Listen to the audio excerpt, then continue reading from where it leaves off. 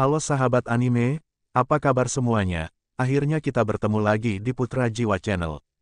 Kali ini Mimin akan kembali membahas spoiler Swallowed Star episode 75 yang saya rangkum dari novelnya. Pada episode 75 ini Luo Feng sangat jelas tentang motif dan jalurnya, bahkan di ruang pertemuan virtual, dia terkejut dan terguncang oleh berita itu pada awalnya, tetapi dia dengan cepat mengambil keputusan. Saat itu ketika dia berbicara dengan Komandan Militer Sektor Tenggara Militer Li Dawei. Luo Feng telah mengambil keputusan ketika aku menutup mataku untuk terakhir kalinya ketika aku mati, aku tidak ingin memiliki penyesalan karena aku tidak bekerja cukup keras di masa lalu, jika aku tidak mengambil risiko semuanya sekarang, dan menyaksikan orang-orangku mati, budayaku hancur sementara hanya keluargaku yang hidup di bumi ini, akankah aku menyesali ini di masa depan? Tanya Luo Feng dalam hatinya. Sekarang saatnya mengambil risiko semuanya. Bahkan jika dia meneteskan darah terakhirnya, selama dia berhasil, dia percaya bahwa ketika dia mati dan menutup matanya, dia akan tersenyum. Sebenarnya sejak dia memilih jalan untuk menjadi seorang prajurit, Luo Feng tidak pernah takut akan kematian, dia hanya berharap kematiannya tidak sia-sia. Larut malam, bulan bersinar terang di villa. Jet otomatis mendarat di dataran rumput, Luo Feng, Su Xin dan orang tuanya berjalan. Luo Feng mengangkat telepon. Ini aku, Jia Yi. Suara jelas tertekan terdengar, Luo Feng, sesuatu yang buruk telah terjadi. Apalagi yang bisa terjadi, Luo Feng agak terguncang. Sekarang setelah musibah itu datang, apalagi yang bisa terjadi? Luo Feng, yang sebelumnya di ruang pertemuan, berbagai pemimpin, menggunakan satelit telah menemukan, setelah monster menelan telah menghancurkan semua pangkalan Amerika Utara, itu benar-benar mulai dengan cepat menuju ke Eropa dan mulai menghancurkan beberapa pangkalan penting mereka. Saya percaya dengan sangat cepat, itu akan menuju ke pangkalan Asia dan melakukan hal yang sama. Tanpa pangkalan untuk menghentikan makhluk laut yang tak terhitung jumlahnya akan bergegas ke daratan, aku takut itu hanya 1 atau 2 hari sebelum markas utama kita harus bertarung. Kata-kata Jia Yi membuat Luo Feng pucat. Dengan monster menelan yang bergerak lebih dari 10.000 meter per detik, ia dapat menghancurkan semua pangkalan di bumi dalam waktu setengah hari.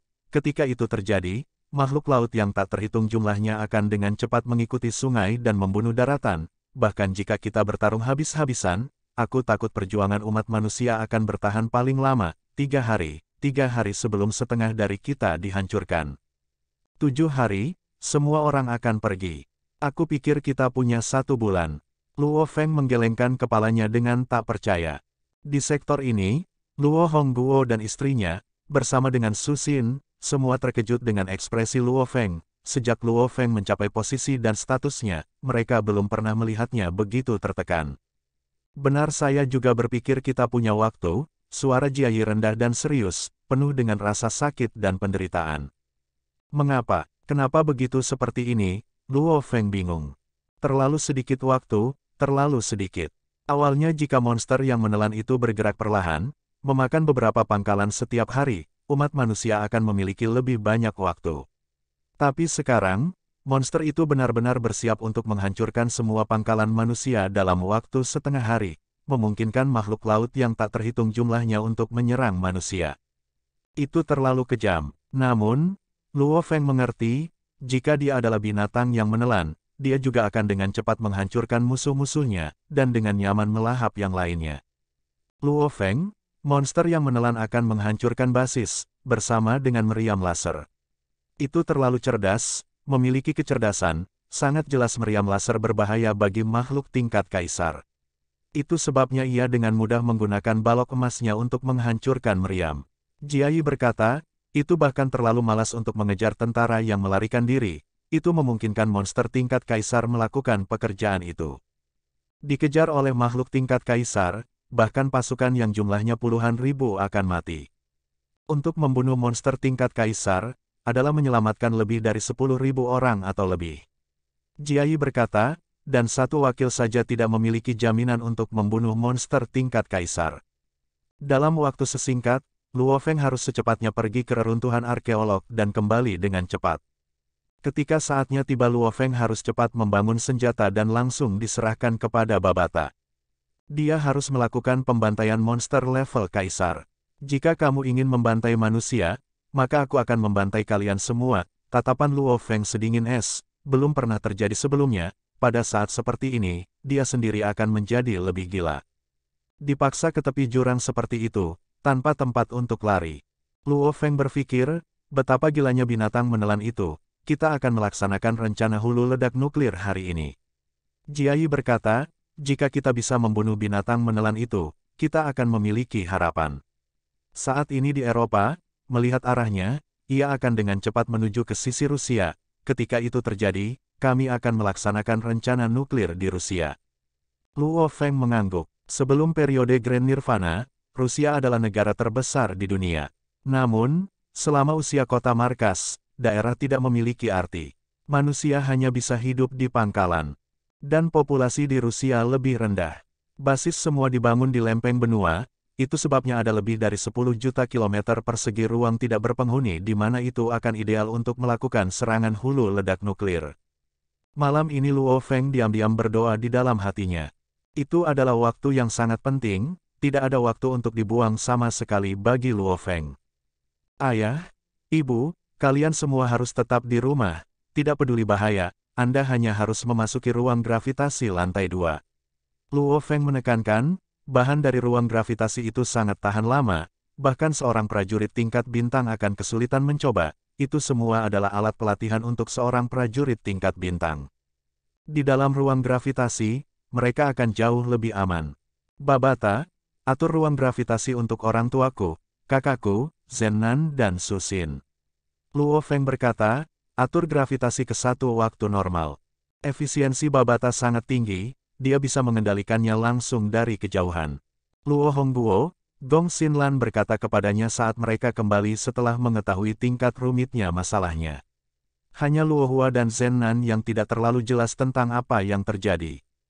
Kakak, kembali lebih awal. Luo Hua berteriak. Luo Feng melambai dan dengan cepat meninggalkan rumah di malam hari. Malam ini adalah umat manusia melawan waktu. Jet otomatis Luo Feng dengan cepat terbang di malam hari, meninggalkan Yangzhou. Kecepatan tercepat dari jet otomatis saat ini adalah 8.000 meter per detik.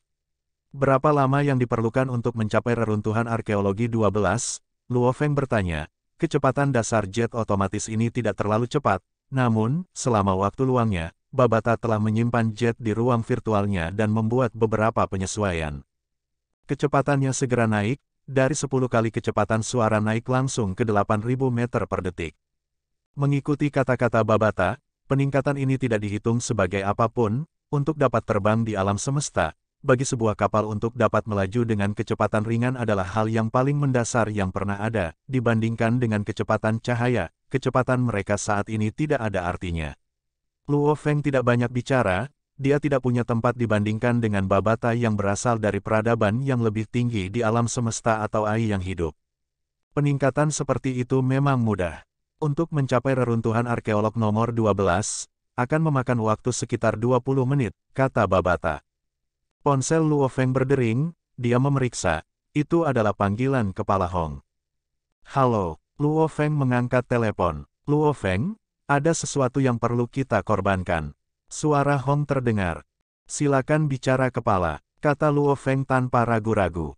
Mengikuti rencana serangan hulu ledak nuklir, sebelum serangan jet otomatis tingkat prasejarahku, akan ada jet otomatis yang membawa bom atom menyerang, Hong menjelaskan.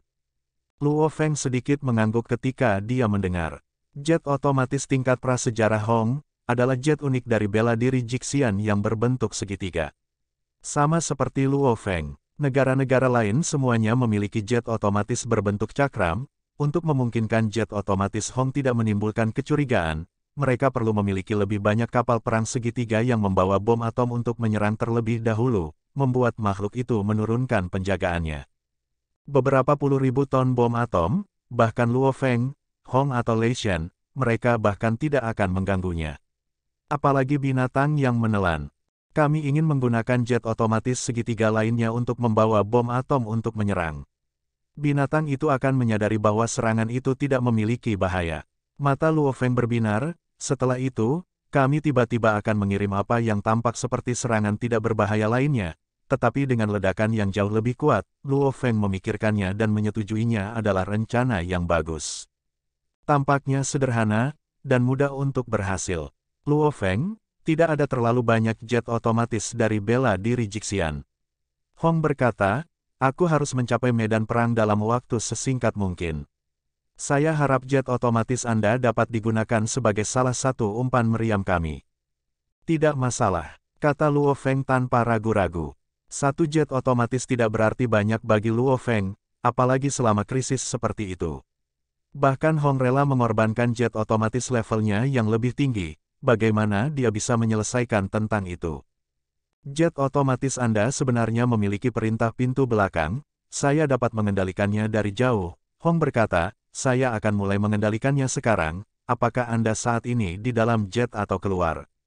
Luo Feng terbang langsung, melihat jet otomatis segitiga biru tua, Luo Feng menyaksikan. Sementara di mata Babata, kapal ini hanya mampu terbang di dalam atmosfer, di alam semesta itu tidak lain hanyalah barang murah dan mainan. Kamu juga telah melakukan bagianmu untuk kemanusiaan. Luo Feng memandangi jet otomatis. Saya mengendalikannya untuk meluncur pergi. Suara Hong terdengar dari teleponnya, segera, jet otomatis segitiga biru cepat pergi, menuju sektor utama kantor pusat Jiangnan. Itu jelas menuju persediaan bom atom pertama kali. Bisakah kau memberitahuku, berapa banyak bahan peledak yang masuk? Luo Feng bertanya. Karena kurangnya waktu, kami menggunakan 150 megaton. Hong berkata, selama Nirvana Agung, tidak ada ruang untuk menguji jumlah yang begitu besar. Ketika saatnya tiba dan meledak, bahkan jika itu malam, bahkan Cina akan dapat melihat sedikit matahari menerangi kegelapan. 150 megaton. Luo Feng mengangguk. Ini adalah senjata terakhir umat manusia, itu mungkin benar-benar membantu bermutasi dan berevolusi dalam jumlah besar dari makhluk. Namun, mereka tidak peduli lagi, harus berurusan dengan monster kelas kaisar sebenarnya adalah hal yang baik, mereka tidak bisa dibandingkan sama sekali dengan monster yang menelan. Luo Feng, reruntuhan arkeolog nomor 12 berada di Lautan Pasifik, tidak jauh dari Hawaii dan gugusan pulau itu, dari sini ketujuannya adalah 8.000 km. Anda hanya dapat mengandalkan pesawat ulang-alik yang melonjak sekarang untuk terbang memperkirakan kecepatan 5.000 meter per detik, Anda memerlukan 1.600, kecepatan Anda melebihi 5.000 meter per detik, akan dibutuhkan sekitar 25 menit untuk sampai ke sana, kata Babata. Luo Feng tidak ragu-ragu, melompat di atas pesawat ulang-alik yang menjulang tinggi dan menjadi seberkas cahaya, dengan cepat menuju ke Samudera Pasifik dan Hawaii, Eropa. Cina, Rusia semuanya bekerja sama. Eropa memberi 3 bom atom, Cina memberi 5, Rusia memberi 8. Bela diri Jixian memberi 2, 18 bom atom ini dipisahkan menjadi 18 kapal perang segitiga, salah satunya adalah milik Luo Feng. Dan bom hidrogen 150 megaton dan bom atom yang digunakan untuk meledakkannya, disumbangkan oleh Rusia. Rusia, salah satu dari 5 negara besar sebenarnya bisa menghasilkan mainan mesin dengan hasil 150 megaton, dan dalam krisis kemanusiaan, Rusia pasti tidak akan menyembunyikannya lagi. Mereka benar-benar baru saja mengeluarkan benda besar ini. Mereka menempatkannya di dalam jet otomatis tingkat prasejarah Hong dan menerbangkannya ke distrik Asia Utara. Dengan 18 umpan meriam lainnya, ada total 19 kapal perang segitiga. Mereka datang dalam berbagai warna, ada yang merah, biru, hitam dan lain-lain. Di dalamnya ada kapal tingkat tinggi Hong, 1 kapal surga dan tingkat bumi, 4 kapal tingkat kaisar, dan 13 kapal tingkat batas lainnya. 13 kapal ini mungkin lebih lemah, tetapi mereka bisa masuk ke mode autopilot juga. Semua 19 tidak berawak. Hanya dari penampilan bijaksana 19 kapal ini hampir tidak memiliki perbedaan. Amerika, Rusia, Eropa, Cina, India, 23 kota markas besar, aliansi HR, elit seluruh dunia mengandalkan satelit, menyaksikan 19 kapal perang terbang, 19 terpisah, beberapa di depan sementara yang lain terbang di belakang. Di malam hari, Samudera Pasifik, Luo Feng telah menjadi seberkas cahaya setelah mengendarai pesawat ulang-alik yang melonjak dan dengan cepat terbang menuju sekelompok pulau di sekitar Hawaii. Luo Feng memiliki kemampuan untuk mengendalikan 19 senjata secara terpisah, sementara bergegas ke sana, dia menonton arlojinya dan melakukan banyak tugas. Ini sendiri jelas bukan apa-apa baginya. Kapal pertama, Luo Feng sedang menonton melalui arloji komunikatornya. Di layar, sebuah kapal perang segitiga hitam dengan cepat terbang menuju Asia Utara, tempat binatang yang menelan berada di hutan belantara menghancurkan basis.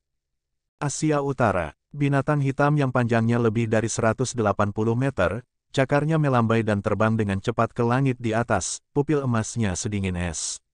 Mereka brutal dan ganas. Binatang bertanduk emas adalah yang paling menakutkan dari semua makhluk luar angkasa, itu keturunannya sendiri mengandung kekejaman. Tiba-tiba, itu berhenti dan melayang. Itu telah memperhatikan setitik kecil sesuatu terbang ke arah itu. Mungkin itu tidak bisa mengikuti dari belakang. Namun dengan pelacakan satelit, dan datang dari depan, ia memiliki kesempatan untuk berbenturan. Nah, sampai di sini bocoran spoiler Swallowed Star episode 75 yang akan tayang di hari Rabu depan, dan saya mengucapkan terima kasih atas dukungan Anda atas channel ini, dan kita akan ketemu lagi di video selanjutnya.